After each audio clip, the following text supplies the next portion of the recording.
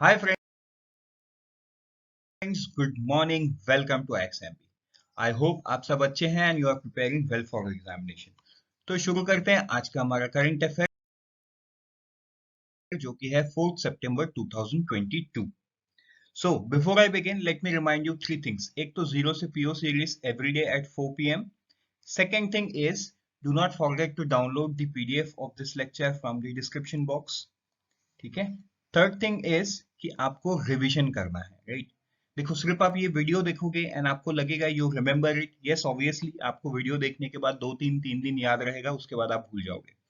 So Bpedia helps you in retentioning the things, right. तो Bpedia को आप download करो एंड उससे रिवाइज करो so that you can remember things. So let's begin with the first piece of news, वो है India's merchandise export. आज भी न्यूज ज्यादा नहीं है, since holidays are going on so there is very less news. तो merchandise export का data आ गया है, this is the preliminary data, right, not the final data for the April to सितंबर 21-22, मतलब करंट फाइनेंशियल ईयर का। अगर हम अप्रैल से सितंबर की बात करें तो यूएसडी 229.05 बिलियन का एक्सपोर्ट हुआ है, an increase of 15.4% over 198.25 billion last year. तो यहाँ पे हमको ये देखना है कि 15.54% का ग्रोथ हमारे एक्सपोर्ट पे है, this is really very good.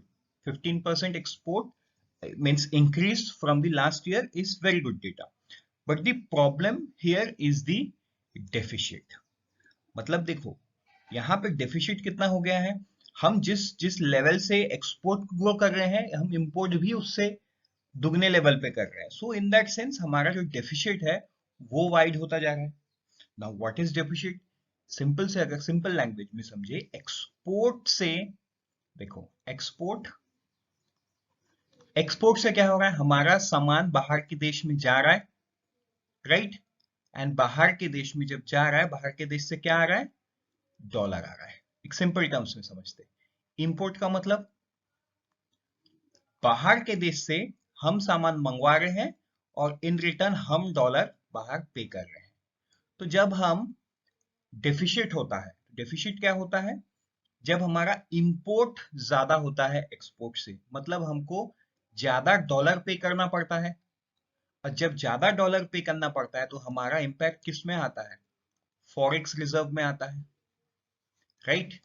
तो ये चैलेंज इंडिया के सामने होता है, बिकॉज इंडिया का जो डेफिसिट है वो बहुत बड़ा है। अब देखो, डेफिसिट मतलब क्या है, सिंपल टर्म्स में जो बड़ा है एक्सपोर्ट और इंपोर्ट से, उसको माइनस कर देंगे तो हमारा एक्सपोर्ट बड़ा है, तो export minus import will be the deficit, एक सिंपल भाषा में। हाँ, इसमें अगर हम टेक्निकलिटीज की बात करें तो अलग अलग डेफिसिट है, अलग अलग उसके फॉर्मूलाज है, राइट। बट मैंने आपको बेसिक एंड सिंपल तरीके से समझाया। अगर हम export non petroleum and non James product की बात करें, क्योंकि देखो पेट्रोलियम एंड जेम्स प्रोडक्ट तो हम हमेशा से ही बहुत ज्यादा करते रहे। The export of non petroleum, non James and jewellery in April September was USD 158 billion, मतलब ये बहुत, this is something positive, right. क्योंकि देखो, नॉन पेट्रोलियम पेट्रोलियम प्रोडक्ट हम बहुत भेजते थे बाहर। मतलब होता क्या है बेसिकली, मैं आपको बताता हूँ। क्रूड ऑयल हम इंपोर्ट करते हैं, उसके अगेंस्ट में उसका जो फिनिश्ड गुड्स बना के हम बाहर भेजते हैं। अब क्रूड ऑयल का फिनिश्ड गुड्स क्या हो सकता है, पेट्रोल, डीजल, गैसोलाइन, उसके बाद तुम्हारा ऑयल, शेल ऑयल, फिर कुछ पेट्रोलियम और भी प्रोडक्ट्स होते हैं। तो ये सारा चीज होता है, तो उसमें से हम कुछ कुछ चीज ना बाहर भी भेजते थे, क्योंकि हमारे पास रिफाइनरी है ना। तो वो रिफाइनरी से रिफाइन करने के बाद हम उसको बाहर भेजते थे। नॉन पेट्रोलियम और नॉन जेम्स की बात करें तो जेम्स इंडस्ट्री में भी सेम है। मतलब हम गोल्ड इंपोर्ट जरूर करते हैं, लेकिन उसका हम ज्वेलरी बनाते हैं, अलग अलग चीज बना के हम उसको बाहर के देशों में भेजते हैं। इवन हम जिन देशों से गोल्ड इंपोर्ट करते हैं उन्हीं देशों को हम फिनिश प्रोडक्ट्स भेजते हैं, राइट। तो अगर हम non petroleum and non James की बात करें और ज्वेलरी की बात करें, क्योंकि ज्वेलरी में भी हम बहुत आगे थे शुरू से, तो हमारा 158.68 बिलियन होता है और 5.5% मतलब 5.53 का इंक्रीज हुआ है। तो वहां पे भी we have shown a very good result, मतलब यही है यहाँ का take away and a positive note. India has achieved merchandise export of 32.62 billion in September 22 with a decrease of 3.52 over USD 33.81 billion पिछले साल हुआ था। ठीक है, थोड़ा सा डिक्रीज हुआ है in the month of September. So आगे बढ़ते हैं हमारे नेक्स्ट न्यूज पे, वो है प्रचंड। अब प्रचंड क्या है? प्रचंड एक लाइट कॉम्बैट हेलीकॉप्टर है। देखो LCH, ठीक है, और तेजस क्या है? LCA। तो ये कंफ्यूज नहीं होना, ये जो तेजस एयरक्राफ्ट है, राइट, मतलब उसको तो हम यूजुअली फाइटर प्लेन बोलते हैं, लेकिन that is a aircraft, right, वो फिक्स्ड विंग एयरक्राफ्ट कहलाता है। सो वो फाइटर एयरक्राफ्ट को LCA बोला गया था, लाइट कॉम्बैट एयरक्राफ्ट। लेकिन ये जो प्रचंड है, ये लाइट कॉम्बैट हेलीकॉप्टर है। इसको किसने बनाया? हिंदुस्तान एरोनॉटिकल लिमिटेड ने बनाया। और इसमें जो ये ट्विन इंजन हेलीकॉप्टर है, मल्टी रोल। मल्टी रोल मतलब ये सिचुएशन के हिसाब से अलग अलग रोल परफॉर्म कर सकता है। फॉर एग्जाम्पल, अगर ग्राउंड सपोर्ट चाहिए तो ये ग्राउंड सपोर्ट दे सकता है। अगर कहीं पे गोलीबारी करना है तो ये अपने विंग्स में, है ना, 200 mm 70 mm के कैलिबर गन्स लगे हुए हैं, वो गन से ये फायर कर सकता है। तो इससे इसका मतलब ये क्या है? ये मल्टी रोल बन गया है, राइट। मल्टी रोल का मीनिंग ही वही है। फिर ये हाई एल्टीट्यूड में फ्लाई कर सकता है, लो एल्टीट्यूड में इन्फेंट्री सोल्जर्स को मूव कर सकता है। So this is a multi role helicopter, LCH, light combat helicopter, ठीक है। तो इसको अभी फिलहाल के दिनों में इंडियन एयरफोर्स ने इंडक्ट कर लिया है, एंड एक नया हेलीकॉप्टर यूनिट उन्होंने बनाया है, 143 हेलीकॉप्टर यूनिट। तो ये आपको याद रखो। देखो ये प्रचंड आपको याद रह जाएगा, हिंदुस्तान एरोनॉटिकल लिमिटेड आपको याद रह जाएगा, ठीक है। इसका इंजन, ये ट्विन इंजन है। इसका जो इंजन है वो फ्रांस के कंपनी से मिलके हिंदुस्तान एरोनॉटिकल लिमिटेड ने बनाया है। But that is not really very important. What is important is कि इसको सबसे पहले इंडियन एयरफोर्स ने किया है, एंड उन्होंने एक नया यूनिट रेस किया है। आपको सीधा सीधा पूछ देगा ना, Prachand is inducted in IAF in which of the following unit, और name the new helicopter unit created for Prachand, ऐसे टाइप का आपको सवाल पूछ देगा। तो 143 हेलीकॉप्टर यूनिट ये आपको याद रखना है। अगर हम बैकग्राउंड की बात करें तो union cabinet approved 15 LCH for 3887 crore और अबाउट 260 करोड़। तो देखो ये बहुत बहुत ही इंटरेस्टिंग इसलिए है कि यहाँ पे अगर 3800 की जगह 5000 करोड़ भी खर्चा करना पड़े ना तो प्रॉब्लम नहीं, क्योंकि ये देश का पैसा देश में है। मतलब एक देश की कंपनी के पास जा रहा है, हिंदुस्तान एरोनॉटिकल लिमिटेड के पास जा रहा है। हाँ ये है कि इसके कुछ कंपोनेंट्स जरूर से बाहर से आए होंगे, फॉर एग्जांपल, है ना, जो क्रिटिकल कंपोनेंट ऑफ इंजन और मे बी विंग्स और मे बी कैलिबर गन्स, मतलब कुछ ना कुछ तो होंगे। बट ये most of the parts is Indian, but कुछ कॉम्प्लिकेटेड एंड कॉम्प्लेक्स पार्ट्स तो जरूर बाहर के हैं। बट वो डिटेल्स डिफेंस का है बोल के इतना बाहर नहीं आता। But in case of, if you remember, in case of Tejas, somewhere around 84% of the components are Indian। कुछ 16% ही component बाहर से मंगवाया गया था उसके लिए। तो 84% is also a good number. तो हाल के दिनों में एयरफोर्स ने बोला कि 65% वो करेंगे एंड 97 आर्मी करेगी, ठीक। तो ये आपको याद कर लेना है। आगे बढ़ते हैं हमारे नेक्स्ट न्यूज पे, वो है UPI transaction for the month of सितंबर। तो देखो ये मंथली डेटा है, एज सच आपको बहुत ज्यादा याद नहीं रखना है, बट ये आपको पता होना चाहिए कि कितने को क्रॉस किया है। इन टर्म्स ऑफ वैल्यू ये 11,16,438 करोड़, ठीक है, इतने के वैल्यू को ये क्रॉस कर चुका है। शुरू ये 0.38 से अपना सफर किया था, आज कहां तक पहुंच गया है। So yes, UPI is one of the favoured mode. Data किससे आया है? डेटा एनपीसीआई से आया है। एनपीसीआई कौन है? जो यूपीआई नेटवर्क को चलाता है, national payment corporation of India. आगे बढ़ते हैं हमारे नेक्स्ट न्यूज पे, वो है नोबेल प्राइज। तो देखिए जो स्वीडिश साइंटिस्ट है, इनको ह्यूमन एवोल्यूशन में, मतलब इनको नोबेल मिला है मेडिसिन में। ये आपको ध्यान देना है, ठीक है। मतलब आप ह्यूमन एवोल्यूशन पढ़ के इसको एंथ्रोपोलॉजी ना सोच लो, तो ये आप याद कर लो। इनका नाम क्या है? इनका नाम है सावंत पाबू, ठीक है, सावंत पाबू इनका नाम है। तो इन्होंने बेसिकली किया क्या है? देखो जो ह्यूमन एवोल्यूशन में ना, एक तो मॉडर्न ह्यूमन है, एक है निनेग्रेल्स, एक है डेनिसोवांस। तो ये दोनों एक्सटेंशंस है, मतलब we are the close cousin. हम मॉडर्न ह्यूमंस क्लोज कजिन्स है निनेग्रेल्स एंड डेनिसोवांस के। तो स्कल में चेंजेस देखो, मतलब इनका जो स्कल था ये थोड़ा बड़ा था, डेनिसोवांस का बड़ा था, उसके बाद निनेग्रेल्स आया, देन दी होमो सैपियंस। मतलब इनको होमो सैपियंस नहीं बोला जाता है, ये निनेग्रेल्स एंड डेनिसोवांस को। तो बेसिकली इन्होंने क्या किया, इन्होंने through genome sequencing modern human के डीएनए को इनके डीएनए से कंपेयर कर सकते हैं, although they are not in extensions. तो ये है इनका रिसर्च, राइट।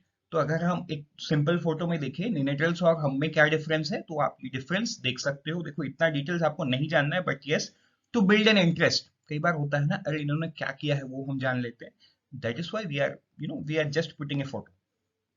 तो ये इग्नू के हिस्ट्री में बहुत अच्छे से दिया हुआ है। Even when I was making, तो मुझे भी वहां का लिंक मिला and I got to know more about it.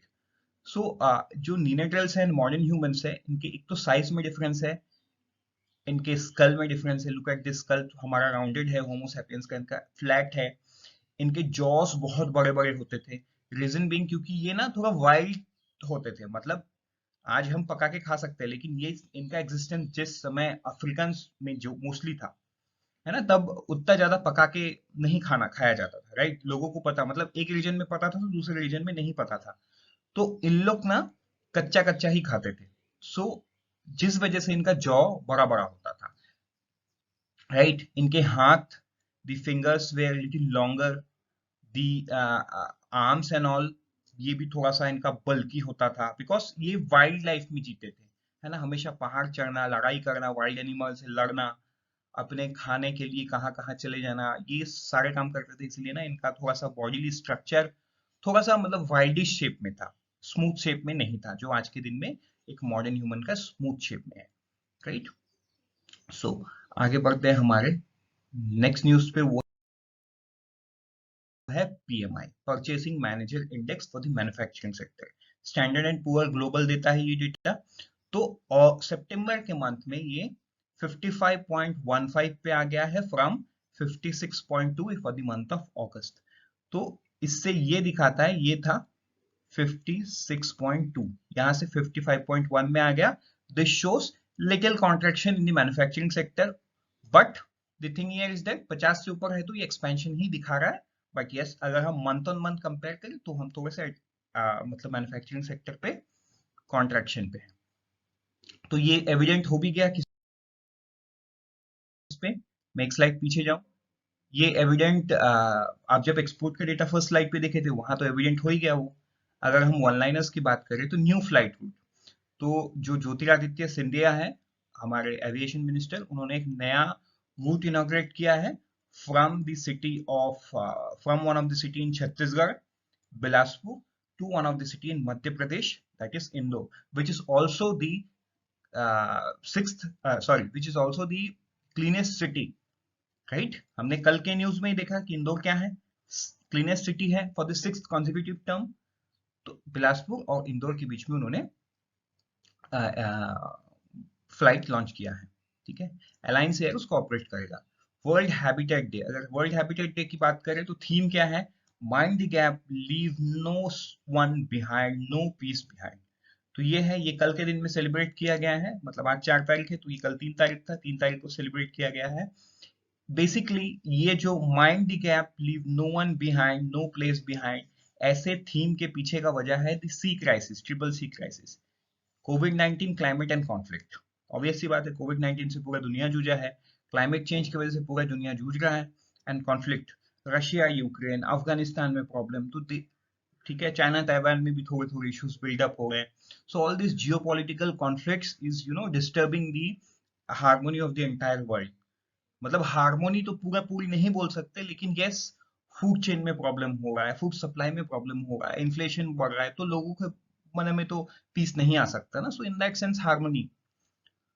Next news की बात करें तो खादी फेस्ट 22 एग्जीबिशन, तो ये क्या है, देखो यूनियन मिनिस्टर जो नारायण राणे हैं, मिनिस्टर ऑफ एमएसएमई, उन्होंने खादी फेस्ट एग्जीबिशन मुंबई में लॉन्च किया है। तो कई बार आपको ना जगह पूछ लेता है, so you should be knowing all this places. Mumbai.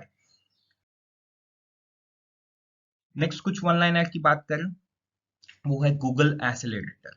तो गूगल एसिलेटर जो है वो फर्स्ट क्लास 20 वुमेन फाउंडेड या को फाउंडेड स्टार्टअप को इनोवेट कर दिया है, right. India's Women's Founder Program. The first cohort was selected from close to 400 application.